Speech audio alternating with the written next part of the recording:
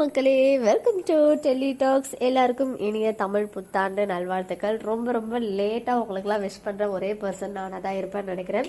So சில situation சரியில்லாதனால late ஆயிடுச்சு. But நிறைய அப்டேட்ஸ்.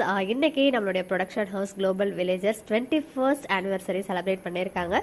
அந்த குரூப் பிக்சர்ஸ் எல்லாம் கிடச்சிச்சு. அண்ட் அது மட்டும் இல்லை, தமிழ் நியூ இயர் அதுவுமா நம்ம சென்னையுமே மேட்ச் வின் பண்ண கையோடு தான் இந்த வீடியோ வந்து நான் பேசிகிட்டு இருக்கேன். அப்போ தான் நான் வந்து நம்ம மகாநதி எபிசோடே பார்த்தேன். இன்னைக்கு எபிசோடே வந்து எப்பவுமே மார்னிங் பார்க்குறாள், இன்னைக்கு லேட் ஆயிடுச்சு பார்க்கறதுக்கு.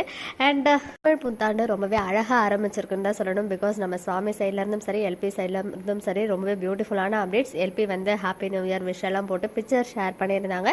சுவாமி வந்து அன்எக்ஸ்பெக்டடாக ஒரு வீடியோ, சமநிலை அப்படின்ற ஒரு கேப்ஷனோட ஒரு வீடியோ, அவங்க ஜிம் போகிறது, பர்டிகுலராக நம்ம குட்டி பாப்பா, நம்ம குட்டி காவேரி கூட அவங்க கொஞ்சி அந்த ஒரு பாண்டிங் வந்து செமையாக இருந்துச்சு. அந்த வீடியோவில் பார்க்கறதுக்கே ரொம்ப பார்த்துக்கிட்டே இருக்கணும் போல இருந்துச்சு.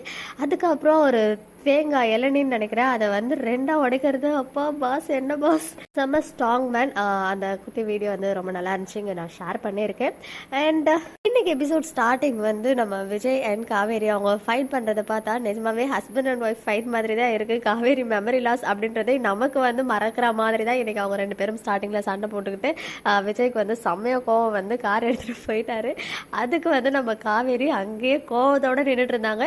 இருந்தாலும் மனசு கேட்காம விஜய் வந்து திரும்பி ஒன் செகண்ட் காவேரியை போயிட்டு கன்வின்ஸ் பண்ணி கூப்பிடும் போது மேடம் செம்ம கோபமாயிட்டாங்க. நம்ம சார் வந்து காவேரி மெமரி லாஸ் ஆயிட்டாங்க. ஐ மீன் ஒரு செகண்ட் எல்லாத்தையுமே மறந்து வாடி அப்படின்னு சொல்லிட்டு கையை பிடிச்சி இழுத்துட்டாரு. என்னடா இது கனவா அப்படின்னு நினைச்சு பார்க்கும்போது இல்லை, அது நிஜமாவே தான் நடந்திருக்கு.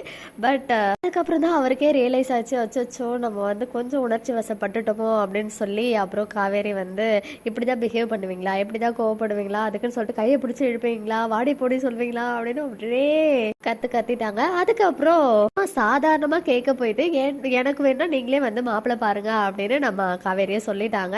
வாயை கொடுத்து மாட்டிக்கிட்ட கதையாயிடுச்சு இன்னைக்கு.